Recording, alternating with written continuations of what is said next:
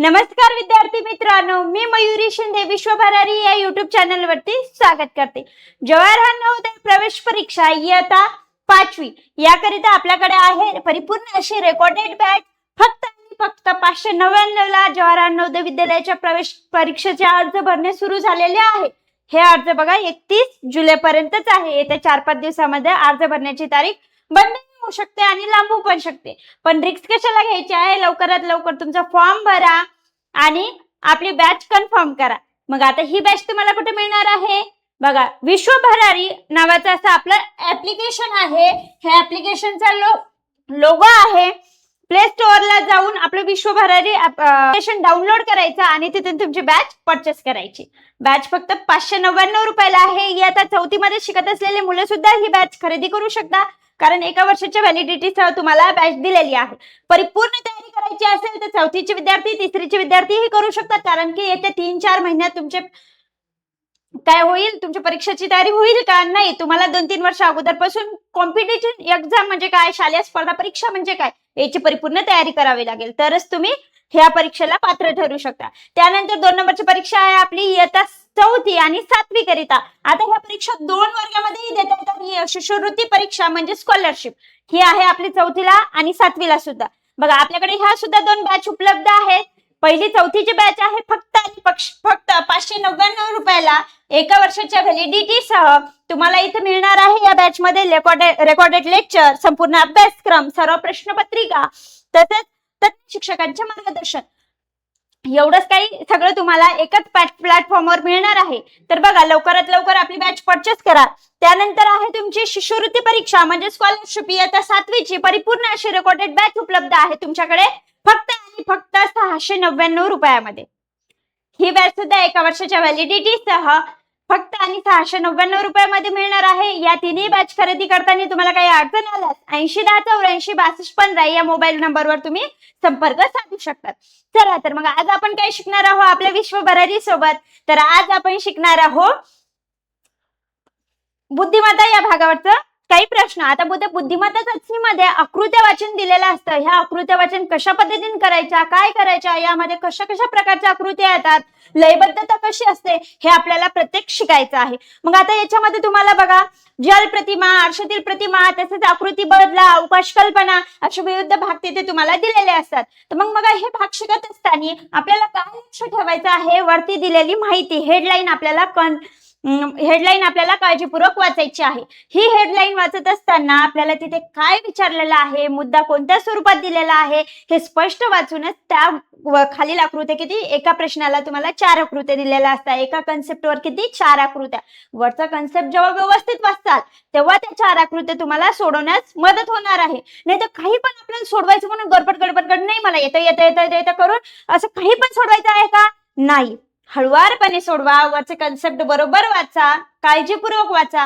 चला तर मग वाचा। पुढील प्रश्नातील पर्यायात 3 आकृत्या त्याच्यातील सारखेपणामुळे एक गट बनतो। गटात न बसणारी आकृती ओळखून योग्य पर्याय क्रमांकाचे वर्तुळ रंगवा। मग आता वरच्या याच्यामध्ये आपल्याला काय सांगितलं, पुढील प्रश्नातील पर्यायात 3 आकृतीचा एक गट बनतो। मग 4 आकृत्या दिलेल्या आहे, 4 आकृत्यातील एक वेगळी आकृती आपल्याला काढायची आहे। तिन्हीचा एक समूह बनवायचा आहे, गट बनवायचा आहे। हे 3 आकृत्यामध्ये काहीतरी साम्य आहे म्हणून त्या एका गटामध्ये बसतात आणि एक वेगळी आहे म्हणून ती वेगळी निघते। समजा आपल्याकडे 3 फुलं आहे आणि त्यातला एक दगड आहे, मग 3 फुलांचा एक गट बनतो आणि एका दगड बाजूला निघतो। अशा पद्धतीचे आपले 10 क्वेश्चन इथे दिलेले आहे। या भागावरती 4च क्वेश्चन येतात, पण प्रॅक्टिससाठी आपण 20 क्वेश्चन घेणार आहे। आज 10 उद्या 10 टप्प्या वाईज तर घ्या। मग आता पहिले 10 क्वेश्चन घ्या तुमचे। पहिल्या क्वेश्चन मध्ये काय दिलेलं आहे, चौकोन, त्रिकोण, वर्तुळ असे तुम्हाला इथे दिलेले आहे याच्या आकृत्या। मग याच्या 3 आकृत्या सेम आहे, सिमिलॅरिटी आहे काहीतरी याच्यामध्ये। मग काय बघायचं आहे, एक चौकोन काय दिलेला आहे, एकात एक गुरफटलेले चौकोन दिलेले आहे, एकामध्ये एक आकृत्या कशा आहे, फसलेल्या आहेत, जुळलेल्या आहेत। मग याच्यात सुद्धा आहे। मग त्रिकोणामध्ये पण त्रिकोण एकात एक दिलेले आहे। तुम्हाला करता येतो का त्रिकोण वेगळा याच्यातला, किंवा याच्यातला चौकोन वेगळा करता येतो का, नाही करता येत। मग बघा ह्या 2 आकृत्या सेम झाल्या, मग अशीच सेम आपल्याला तिसरी बघायची आहे। तिसरी आहे का सेम, नाही सेम दिसत नाही। वर्तुळ तुम्हाला सर्कल एकात एक दिलेले आहे का, एकात एक गुरफटलेले असे दिलेले आहे का, नाही। ते एकमेकाला चिटकलेले आहे पण मुक्तपणे संचार करत आहे, प्रत्येकापासून ते वेगवेगळे आहे, म्हणून याबद्दल पर्याय क्रमांक 3 हे तुमचं उत्तर असू शकतं. पण हे उत्तर असू शकतं डायरेक्ट तुम्ही डिक्लेअर करणार आहे का, डायरेक्ट कन्फर्म करणार आहे का 3 नंबरचाच पर्याय आहे म्हणून नाही. कारण बुद्धिमत्ता चाचणीमध्ये आकृत्यामध्ये 4ही आकृत्या पूर्णपणे बघितल्याशिवाय तुम्हाला त्याचं उत्तर द्यायचं का नाही. मग बघा, चौथी आकृतीमध्ये काय दिलेलं आहे, चौकोन दिलेला आहे. चौकोन दिलेला आहे, एकात एक मिक्स झालेले दिलेले आहे, एकात एक गुंतलेले दिलेले आहे, त्यांचा परस्परांशी संबंध आहे, म्हणून ती आकृती आपल्या गटात बसते. मग किती पर्याय क्रमांक 1, 2 आणि 4 ह्या कसा बनतात, ह्या गट करून समूहाने राहतात, म्हणून पर्याय क्रमांक 3 या प्रश्नाचं काय आहे, उत्तर आहे. पहिला प्रश्न होता म्हणून एवढं एक्सप्लेनेशन तुम्हाला दिलेलं आहे. पण बघा, दुसऱ्या प्रश्नात तुम्हाला एक्सप्लेन देण्याची गरज नाही, माझे विद्यार्थी हुशार आहेत, मला माहिती आहे. तर चला मग दुसरा प्रश्न घ्या. आपला दुसरा प्रश्न काय दिलेला आहे, मुळात तुम्हाला दिसतात 4 आकृत्या आहेत, 3 आकृत्या आपल्याला असं बघितल्याबरोबर दिसतात. जल प्रतिमा आहे पण एक आरशातील प्रतिमा आहे, इथेच तुमचं कन्फ्युजन होणार आहे. मग आता बघा, पहिली आकृती आपल्याला कशी दिलेली आहे, बघा सांगा मला, पहिली आकृती कशी दिलेली आहे, दुसऱ्या आकृतीतली पहिली आकृती आहे जल प्रतिमा. जर हा पी आपण आरशात बघितला तर तो बी म्हणून कन्सेप्ट आपल्याला दिसतो, आणि उलटा दिसतो का नाही. मग ही झाली पहिली जल प्रतिमा. दुसरी आहे आपली ती सुद्धा टी, जर आपण पाण्यामध्ये बघितला, जल प्रतिमेमध्ये बघितला तर टी खालच्या दिशेला येतो, उलटा होतो, म्हणून टी आणि क्यू ही उलटा होतो, म्हणून बघा ही आहे जल प्रतिमा आहे. 2 कन्सेप्ट आपण शिकले. त्यानंतर बघा, त्यानंतर तिसरी आकृती आपली अशी दिलेली आहे, ए आणि ए, डी आणि डी. पण डी कसा दिसतो, जल प्रतिमेत जर डी दिलेला असला आपला, तर जल प्रतिमेतला डी आपल्याला कसा दिसला असेल, जशाचा तसा दिसला असता. तो उलटा होतो का, फक्त आरशातील प्रतिमा बघितली तर तो असा उलटा होतो, पण जल प्रतिमेमध्ये बघितला तर डी जशाचा तसा आपल्याला दिसेल. म्हणून बघा, ही आकृती मला वेगळी वाटते, पण बघा डायरेक्ट आपल्याला डिक्लेअर करायचं आहे का 3 नंबरचं उत्तर आहे, नाही. मग बघा 4 नंबरचा प्रश्न. मग 4 नंबरचा डब्ल्यू कसा दिसेल आपल्याला, पाण्यामध्ये एम दिसेल, एल कसा दिसेल, उलटा एल दिसेल, म्हणून या 3 आकृतीचा गट बनतो. मग कोणती आकृती, 1, 2 आणि 4 या आकृत्यांचा गट बनतो. ह्या जलप्रतिमा आहेत आणि एकच आपल्याला 3 नंबरची आरशातील प्रतिमा दिली, म्हणून 3 नंबरचा पर्याय हे काय असेल, या प्रश्नाचं उत्तर आहे. घ्या तिसरा प्रश्न. आता तिसऱ्या प्रश्नामध्ये काय आहे साम्य 3 आकृत्यामध्ये, बघा 3 आकृत्यामध्ये तुम्हाला बॉक्स मधल्या रेषा, एक बॉक्स दिलेला आहे प्रत्येक आकृत्यामध्ये, हा बॉक्स, हा स्क्वेअर दिलेला आहे. या स्क्वेअर मध्ये तुम्हाला काय दिसतो, हा मधला स्क्वेअर.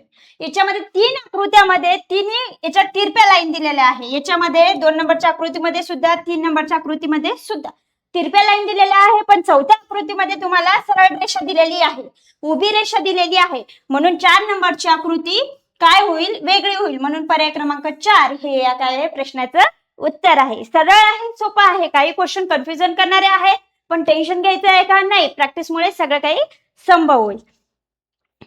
आणि हे अशा गणित आहे ना, स्कॉलरशिपला पण येतात, नवोदयला पण येतात, तसेच पण हे असे थोडे अवघड प्रश्न 5वीच्या स्कॉलरशिपला नाही, आणि 5वीच्या नवोदयला पण नाही, आणि 4थीच्या स्कॉलरशिपला पण नाही. त्यांना थोडा सोपा टॉपिक दिलेला आहे. ते हा कन्सेप्ट तुम्हाला 7वीच्या स्कॉलरशिपला येत असतो, हे गणित 7वीला येतात. तर चला मग प्रश्न चौथा. मग प्रश्न चौथ्यामध्ये तुम्हाला 4 छत्र्या दिलेल्या आहेत. किती छत्र्या दिलेल्या आहे प्रश्न चौथ्यामध्ये, 4 छत्र्या दिलेल्या आहे.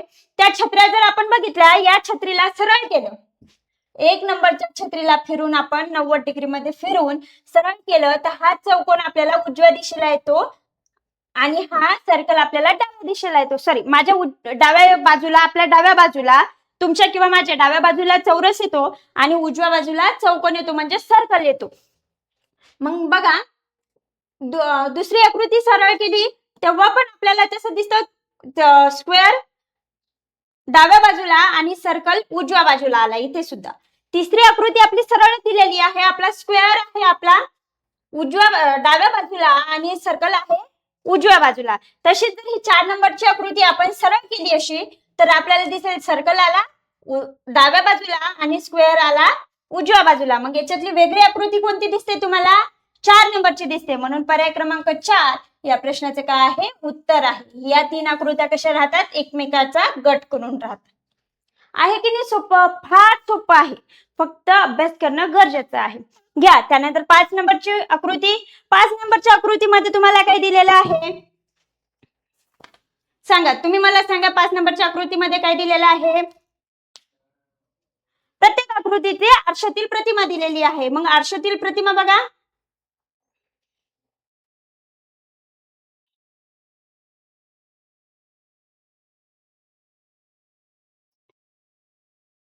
सांगा मला.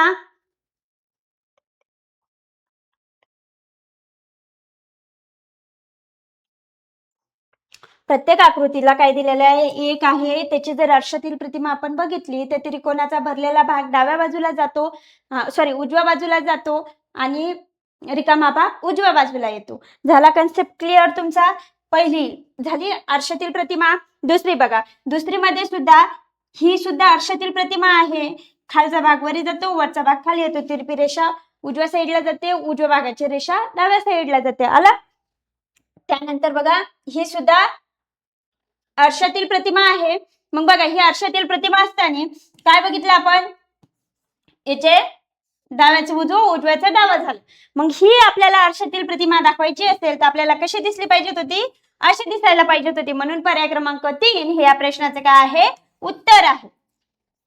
त्यानंतर घ्या 6 नंबरचा प्रश्न. आपला 6 नंबरचा प्रश्न काय दिलेला आहे तुम्हाला?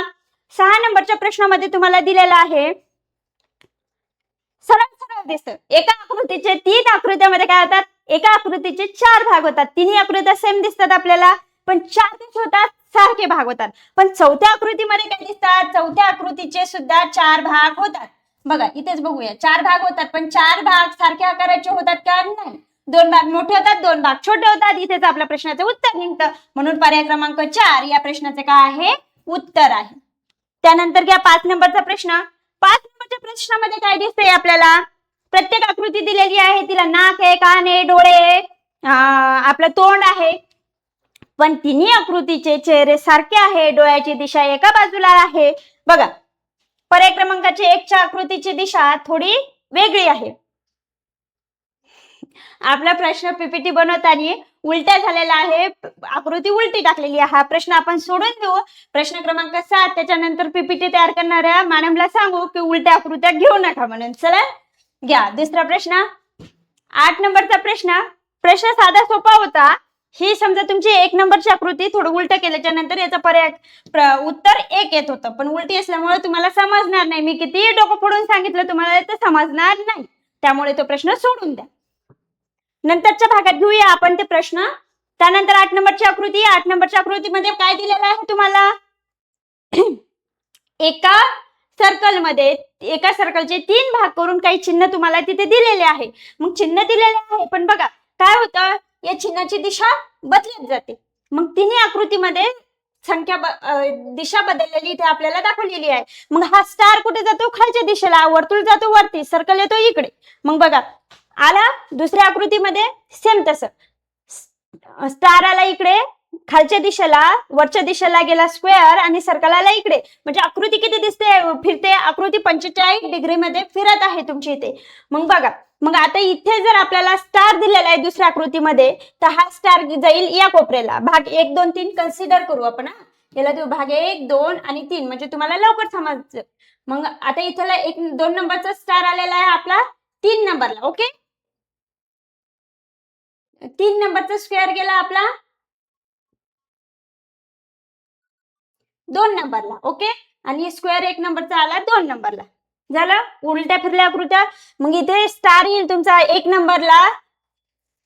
स्टारच्या नंतर 2 नंबरला तुम्हाला स्टारच्या नंतर तुम्हाला पाहिजे होता इथे वर्तुळ, पण इथे आहे का? स्टारच्या नंतर वर्तुळ नाहीये. मग इथे स्टार बरोबर आहे, पण वर्तुळ नाही. मग इथे ही आकृती आहे, स्टार, वर्तुळ आणि स्क्वेअर. मग इथे ही आकृती 45 अंश फिरते का? स्टार डायरेक्ट आपला किती अंशामध्ये फिरतो? तो स्टार बरोबर 45 मध्ये फिरतो, पण आपला हा स्क्वेअर दिलेला आहे तो डायरेक्ट 90 अंशामध्ये फिरून आपल्याला तिथे जागेवर आलेला आहे. म्हणून त्यामुळे पर्याय क्रमांक 3 या प्रश्नाचं काय येईल? उत्तर. त्यानंतर 10 नंबरचा क्वेश्चन, सॉरी 9 नंबरचा क्वेश्चन तुमचा, 9 नंबरचा क्वेश्चन सगळ्यात सोपा आहे. या पूर्ण 10 आकृत्यांपैकी 9 नंबरच्या आकृतीचा प्रश्न कसा आहे, एकदम सरळ आणि सोपा दिलेला आहे. मग इथे 1 2 3 4 एका स्क्वेअरचे 4 भाग, 4 डिव्हिजन दिलेले आहे. म्हणजे एका स्क्वेअरचे 4 डिव्हिजन केलेलं आहे. त्यामध्ये तुम्हाला भाग 1 2 3 आणि हा 4. मग तसाच इथे काय चालू होईल तुम्हाला, मग इथे काय पाहिजे, 2 च्या नंतर काय येतो 3. मग 3 4 5 आणि 6. मग 3 च्या नंतर तुम्हाला काय दिलेलं आहे, 4 च्या नंतर इथे यायला पाहिजे 4 5. एकच मिनिट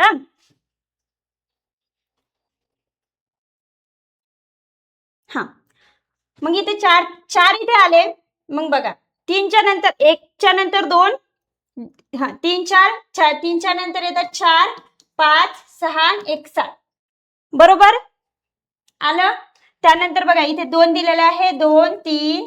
मग इथे पाहिजे होता 4 आपला आणि इथे पाहिजे होता 5, पण दिलं का नाही. मग 5 च्या नंतर इथे काय दिलं, 2 3 5 आणि 4. आपल्याला पाहिजे होतं कसं डिव्हिजन करणार होतो आपण याचं, 2 3 4 आणि 5. मग ही आकृती गटात बसली असती. पण इथे तुम्हाला दिलेलं आहे 2 3, इथे पाहिजे होता 4 तर इथे दिला 5 आणि इथे 5 पाहिजे तर 5 च्या जागी 4. म्हणून पर्याय क्रमांक 4 हा या आकृतीमधून वेगळा आहे. म्हणून या प्रश्नाचे उत्तर येईल पर्याय क्रमांक 4.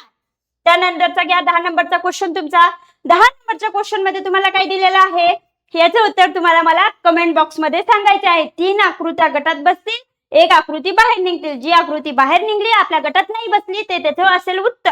मग तुम्हाला मला काय सांगायचं आहे, कमेंट बॉक्स मध्ये या आकृतीचं उत्तर सांगायचं आहे. आकृत्या नीट बघा आणि त्याच्यानंतरच मला उत्तर द्या.